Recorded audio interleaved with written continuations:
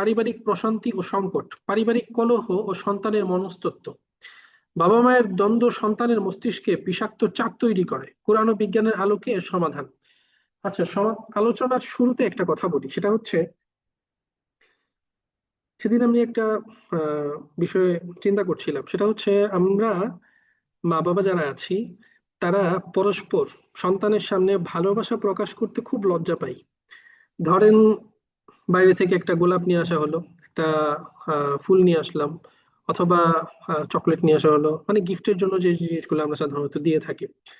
তো এটা বাচ্চার সামনে আমরা আমাদের স্ত্রীকে অথবা স্বামীকে দিব, আমাদের খুব লজ্জা লাগে যে কিভাবে দেওয়া হবে। অথচ সন্তানের সামনে যখন আমরা চিৎকার চেঁচামেচি করি, ঝগড়া করি, তখন আমাদের মাথায় এটা আসে না যে সন্তানের ভেতরে এটা কি তৈরি করবে। আমরা ঝগড়া ফাসাদ করি বাচ্চার সামনে আর মনে করি বাচ্চা খুব ভালো হবে। অথচ বাচ্চার সামনে যদি আমরা পরস্পর একজন একজনকে ভালোবাসার কথা বলতাম, তাহলে বাচ্চার ভেতরে ভালোবাসা তৈরি হতো। এই অদ্ভুত অদ্ভুত ভালোবাসা মানে ইয়েগুলো, লজ্জাগুলো যে আমাদের মধ্যে কোত্থেকে আসে, আল্লাহ তাআলাই ভালো জানেন। হাদিসের মধ্যে কিন্তু একটা ইয়ে আছে, এটাকে অনেকে রোমান্টিক হাদিস বলে। সেটা হচ্ছে যে রাসূল করিম সাল্লাল্লাহু আলাইহি ওয়াসাল্লাম বলেছেন যে তুমি যদি কাউকে ভালোবাসো তাহলে এটা তাকে জানিয়ে দাও।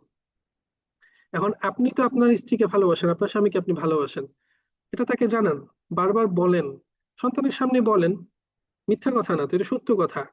তো সন্তানকেও বলেন ভালোবাসি। আমরা ভালোবাসার কথা বলতে মানে না বলতে না বলতে অবস্থা হয়ে হচ্ছে যে আমরা তো আমাদের মা বাবাকে বলতেই পারি না যে আব্বু আম্মু আমি আপনাকে ভালোবাসি। আমাদের সন্তানদেরকেও আমরা এটা বলতে পারি না যে আম- উম, যে আমি তোমাকে ভালোবাসি। আমি যদি সন্তানকে এটা বলতে না পারি, তাহলে সন্তানকে আমাকে কোনোদিন বলবে? অথচ চিন্তা করেন, আপনার সন্তান যদি আপনাকে এসে বলে যে আম্মু আমি আপনাকে ভালোবাসি, আব্বু আমি আপনাকে ভালোবাসি, তাহলে আপনার কেমন লাগবে? জাস্ট কল্পনা করেন যে আপনার সন্তান এসে আপনার গলায় ধরলো, ধরে এরপরে আপনাকে বলছে যে আম্মু আপনাকে আমি ভালোবাসি। কেমন লাগবে তখন আপনার? তো ওটা তো তাকে শেখাতে হবে। আপনি যদি না শেখান তাহলে সে শিখবে কোত্থেকে? বাইরে থেকে শিখবে? বাইরে তো এই জিনিস শিখাবে না। বাইরে তো আপনার সন্তানকে নষ্ট করার জন্য সব জিনিস তৈরি হয়ে আছে, আপনার সন্তানকে ভালো করার জন্য তো কোনো কিছু বাইরে নাই।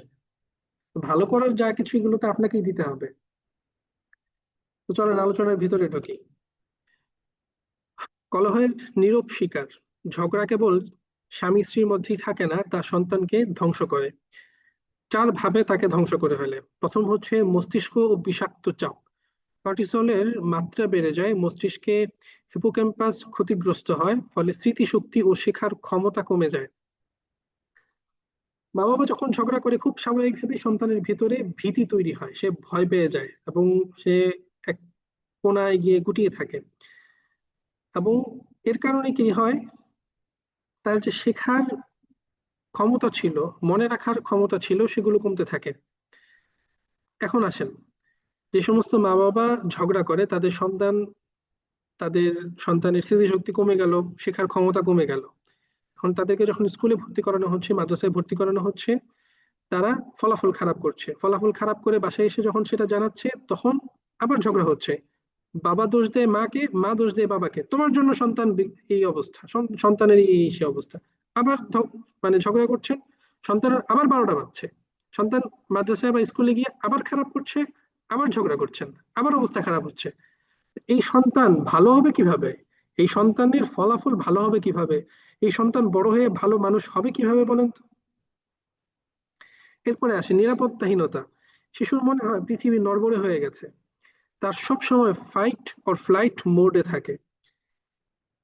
ও, শিশুর মানে তখন যে একটা শিশুর কেমন লাগে, যদি মানে শিশুর ওই সময়ের চেহারাটা, মানে এবং তার ভেতরের অবস্থাটাকে স্ক্যান করে মানে সে সমস্ত মা বাবার সামনে দেখানো যেত যে আপনারা চিৎকার করার কারণে আপনাদের সন্তানদের উপর কি প্রভাব পড়ছে এবং তারা কি মনে করছে, তাদের অবস্থা কি হচ্ছে, তাদের ব্রেনের 12টা বাজছে, তাহলে মনে হয় পৃথিবীর একজন মা বাবাও চিৎকার চেঁচামেচি করতেন না, সব শান্ত হয়ে যেত।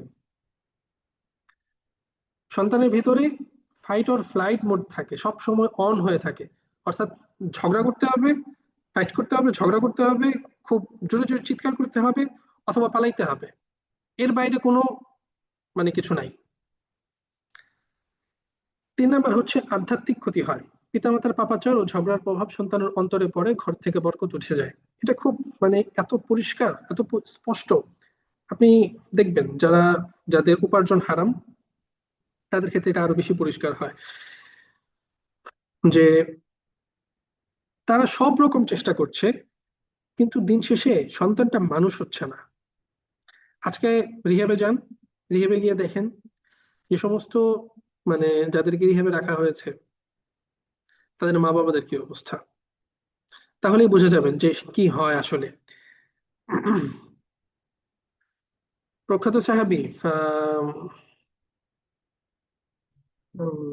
সাহাবীর নামটা এই মুহূর্তে মনে পড়ছে না, উনি বলছিলেন যে আমি যখন কোনো পাপ করি তখন আমি এটার প্রভাব আমার পরিবারের মধ্যে তো পাই, আমার নিজের মধ্যে তো পাই, আমার বাহন যে আছে অর্থাৎ ঘোড়া, তার মধ্যেও আমি এটার স্পষ্ট মানে আহ, প্রভাব লক্ষ্য করি।